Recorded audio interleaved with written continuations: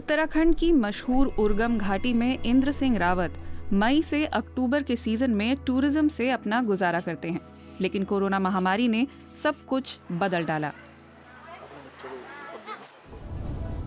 रावत को आमदनी के लिए कोई और काम चाहिए। भांग उनकी मदद कर सकती है। इसका पौधा पहाड़ों में खूब फलता फूलता है। उत्तराखंड में सदियों से भांग के उत्पादन की परंपरा रही है।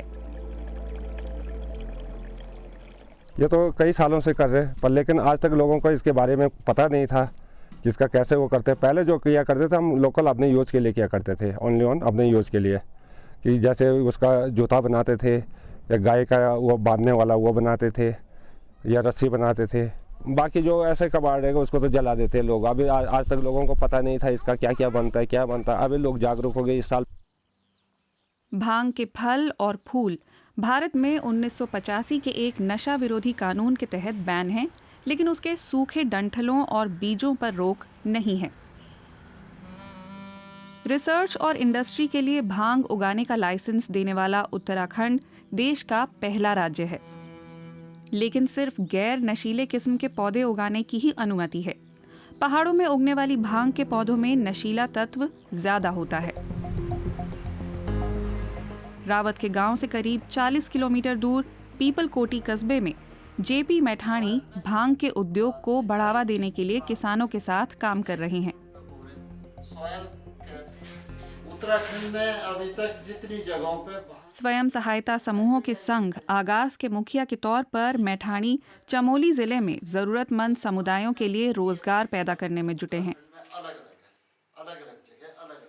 एक तो रोजगार मिलेगा जो खेती से मिले, लेकिन दूसरा रोजगार मिलेगा रेशा आधारित कपड़े बनाने से, रेशा आधारित ड्रेस मटेरियल, फिर बीजों पे आधारित प्रोटीन डाइट्स हैं, ऑयल्स हैं, फिर इसके सीबीडी ऑयल जो एक्सट्रैक्ट किया जाता है, जो आयुर्वेद की कई दवाओं में प्रयोग होता है। तो एक ही पौधे के 1200 से अधिक उपयोग ऐसे तो, और 6 महीने 7 महीने में तैयार हो जाती है, और जंगली जानवरों से कोई नुकसान नहीं है। इसके अलावा बहुत देखभाल की ज़रूरत नहीं है। महिलाओं पर, बच्चों पर कार्य बोझ भी नहीं बनेगा।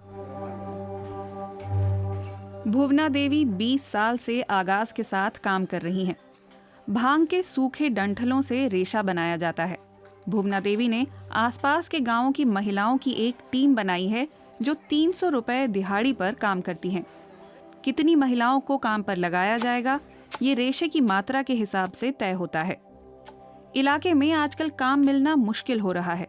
ऐसे में ये प्रोजेक्ट भुवना जैसी महिलाओं की उम्मीद बना है। यहाँ पे तो ऐसे है ना, घर तो ऐसे है, कोई तो मतलब शराबी है जिसके घर में कुछ नहीं है, तो महिलाएं जैसे आती हैं यहाँ पे, औरत है तो काम करती है, पैसा ले जाती है, उनका चूल्हा कभी तब जलता है। औसतन 100 किलो डंठल से 10 किलो फाइबर या सन निकलता है। इससे फिर कपड़े बनते हैं। ऑर्गेनिक, इको फ्रेंडली चीजों के बढ़ते फैशन ने भांग के रेशे से बने कपड़ों की मांग बढ़ा दी है। लेकिन अभी भांग की प्रोसेसिंग यहाँ ज्यादा नहीं होती। इसकी बड़ी वजह यह है कि यहाँ सिर्फ नशीले बीज ही मिलते हैं।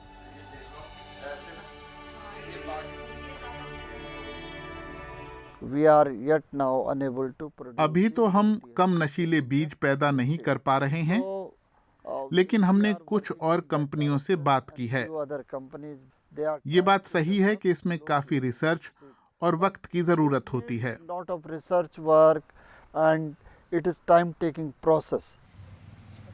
इंडस्ट्री के लिहाज से उपयुक्त बीज फिलहाल अमेरिका, ऑस्ट्रेलिया और यूरोप से मंगाए जाते हैं। उत्तराखंड सरकार के सेंटर फॉर एरोमेटिक प्लांट्स के डायरेक्टर नृपेंद्र चौहान ने भांग उगाने की नीति बनाने में खास भूमिका निभाई थी। वो भारत में ऐसे गैर नारकोटिक बीज तैयार करने के लिए कई रिसर्च संस्थानों के साथ काम कर रहे हैं, जिनसे स्थानीय जैव विविधता प्रभावित न हो।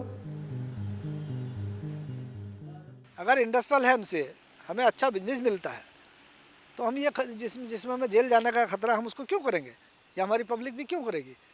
तो हम उतने बड़े स्केल में जाने की सोच रहे हैं कि कोई सीड की इसमें दिक्कत ना आए, जितने लोग करना चाहें उतने लोग करें। इसमें काफ़ी बड़े स्केल में गवर्नमेंट ऑफ उत्तराखंड इसमें प्लान कर चुकी है। जमीनी चुनौतियों के बावजूद विशेषज्ञों को उम्मीद है कि भांग की पैदावार उत्तराखंड राज्य की अर्थव्यवस्था की रीढ़ बन सकती है।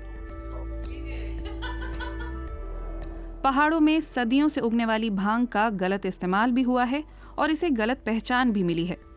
नई रणनीति से स्थानीय आबादी के जीवन में सुधार हो सकता है। नशे वाली भांग होगी तो बेरोजगार है लोग, तो नशा करेंगे ही करेंगे। अगर नशा मुक्त वाली वो बीज मिल जाएगा हमको तो लोग कहाँ से नशा करेंगे। उससे गांव भी सुधरेगा और समाज भी सुधरेगा और आगे देश भी सुधरेगा। रावत का काम सही चल रहा है। पिछले साल उन्होंने कच्चा रेशा बेचकर 5,000 रुपए कमाए थे। पहले के मुकाबले ये कुछ भी नहीं है, लेकिन उन्हें उम्मीद है कि भांग की उपज से उन्हें आखिरकार अच्छी कमाई हो पाएगी।